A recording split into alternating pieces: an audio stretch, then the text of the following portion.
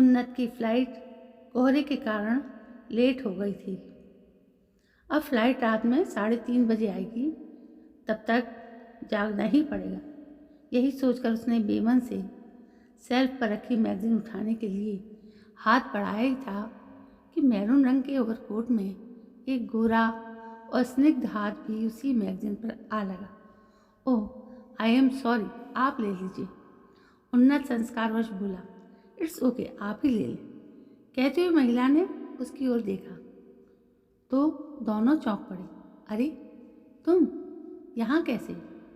दोनों के मुंह से एक साथ निकला। दोनों ये जानकर बहुत खुश हुई कि उनकी फ्लाइट का समय आसपास का ही था। उन्हें जागने का खुशनुमा बहाना मिल गया था। फिर तो एयरपोर्ट का वो अकेला कोजी कोना उस रुपहले पर्दे की तरह हो गया जिसमें कोहरा छटते ही फ्लैशबैक में यादों की जमी परतें खुलती चली जाती हैं। विश्वविद्यालय के 5 साल दोनों सबसे अच्छे दोस्त रहे थे। उन्नत का गिटार पर उसकी फरमाइशी धुनें बजाते बजाते उंगलियां घायल कर देना, वाद विवाद में प्रथम आना, नोट्स के लिए ठिठुरती ठंड में शर्मा सर के घर जाना और उनके एक बार कहने पर वो नोट्स पहले उसे दे देना, शिखा को सब याद था। शिखा का उसकी उंगलियां देखकर दवाई लगाते हुए रो पड़ना, उसके एक बार कहने पर गाजर का हलवा बनाकर लाना, प्रतियोगी परीक्षाओं के नोट्स शेयर करना, उन्नत को सब याद था। तुम्हें याद है हमारी पहली मुलाकात भी इसी तरह हुई थी, लाइब्रेरी में। दोनों के हाथ इसी तरह एक ही किताब पर पड़े थे। बातों बातों में उन्नत ने कहा हाँ, और तब भी तुमने इतनी ही शिष्टता से कहा था आप ही ले लीजिए। मुझे तो पहली मुलाकात में ही तुम अच्छे लगे थे। शिखा के स्वर में प्रशंसा थी। अच्छे लगे थे, तभी तुम मेरी हर बात काटती रहती थी, मुझसे झगड़ने का हमेशा बहाना ढूंढती रहती थी। उन्नत की आंखों में उलाहना था। हे भगवान, तुम अभी तक उतने ही बुद्धू हो। मैं झगड़ने का नहीं बल्कि तुम्हें सताने का बहाना ढूंढती थी। तुम्हारी आदत थी, टॉपिक छेड़ दो तो घंटों बोलते थे और ना छेड़ो तो चुप। अपने आप से तो कभी कोई बात सोचती ही नहीं थी। फिर भी कुछ बातें तो कभी बोले ही नहीं, चाहे कितनी कोशिश कर ली मैंने। बातों ने शिखा एक झटके में सहजता से बोल गई, पर उन्नत ने चौंक कर बात पकड़ ली। बुद्धू मतलब क्या नहीं बोला मैं? इस पर शिखा सकपका गई और बात टालने की कोशिश करने लगी, पर उन्नत बात पकड़कर बैठ गया। जिस लड़की को उसने दिल में बिठा कर रखा, हमेशा सम्मान दिया, वो उसे बुद्धू कह रही थी। जल्दी ही शिखा को कुछ याद आ गया। उसने बात संभालने की कोशिश की। तुमने कई बार कहा कि तुम अकेले में कुछ कहना चाहते हो, पर जब अकेले में मैंने याद दिलाया तो कुछ कहा ही नहीं। मगर उन्नत के दिल पर जमी हिमालय सी बर्फ को उष्णता मिल गई थी। वो पिघल चली। क्या कहता मैं? जब तुम्हें टाइफाइड हुआ था तो सारी सारी रात जागकर तुम्हारे सब्जेक्ट के नोट्स क्यों बनाता था? उन्हें तुम तक पहुंचाने के लिए दिसंबर के महीने में सुबह सुबह आधे घंटे पहले घर से क्यों निकलता था? जब तुमने वाद विवाद के लिए सरकारी क्षेत्र को चुना और कहा कि तुम किसी सरकारी कर्मचारी से ही शादी करोगी, तो अचानक मैं निजी क्षेत्र में जाने के निर्णय को बदलकर सरकारी प्रतियोगिताओं की तैयारी क्यों करने लगा? बहुत सी ऐसी बातें गिनाने के बाद वो बोला, कुछ बातें कहने की नहीं, समझने की होती हैं मिस बुद्धिमान। और हाँ, मैंने नहीं कहा था तो तुम ही कह देती।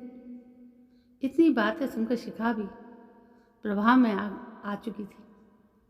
वो भी चहक कर बोली, अरे वाह, मैंने भी तो बहुत तरीके से कहा, पर खुलकर कैसे कहती? आखिर लड़की थी मैं। उन्नत भी उसी प्रभाव में बोला, वाह जी वाह, हर क्षेत्र में बराबरी का दावा, और प्यार का इजहार करना हो तो।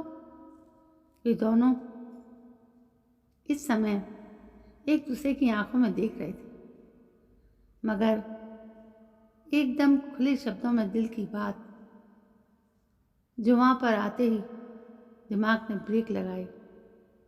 मगर जैसे तेज गति से चलती गाड़ी ब्रेक लगने के बाद भी थोड़ा खिसक कर अक्सर दुर्घटना कर ही बैठती है, वैसी जुबां तो चुप हो गई, पर दोनों की आंखें बहुत कुछ बोलती रहीं।